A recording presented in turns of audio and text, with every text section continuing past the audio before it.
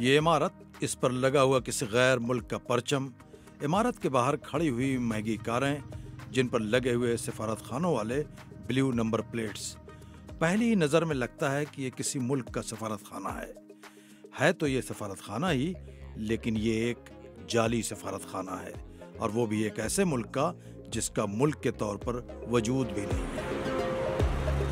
वेस्टार्टिका नाम का ये जाली सफारत खाना दिल्ली के नवाही शहर गाजियाबाद में कई बरस से चल रहा था। पुलिस ने शहर के एक पोश इलाके में वाक़े इस जाली सफारत खाने पर छापा मारकर हर्षवर्धन जैन नाम के एक शख्स को गिरफ्तार कर लिया है। हर्षवर्धन खुद को वेस्टार्टिका का सफीर बताते थे।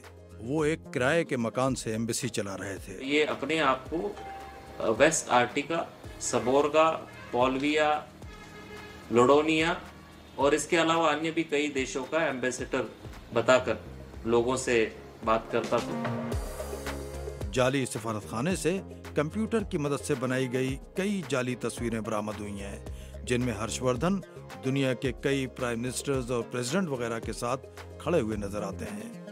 वहां से कई मुल्कों की जाली सरकारी मोहरें और लेटर हेड्स वगैरह भी बरामद हुए हैं। पड़ोसियों को कभी शक नहीं हुआ कि ये सफारत खाना फेक है। नहीं, हमें तो लगता था कि डिप्लोमेट रह रहे, ये नहीं पता था कि साथ में एम्बेसी है। कोई डाउट नहीं लगा हमें, तो नॉर्मली रूटीन निकलते हैं तो होगा, मे भी कोई होगा। तो आदमी कौन पूछता है किसी से? आजकल कुछ नहीं पूछता कोई किसी से।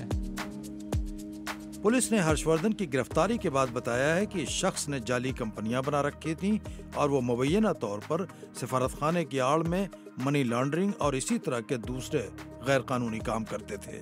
पुलिस इस मामले की गहराई से इन्वेस्टिगेट कर रही है और ये मालूम करने की कोशिश कर रही है कि हर्षवर्धन के कारोबारी लेन देन में और कौन लोग मुलविस हैं।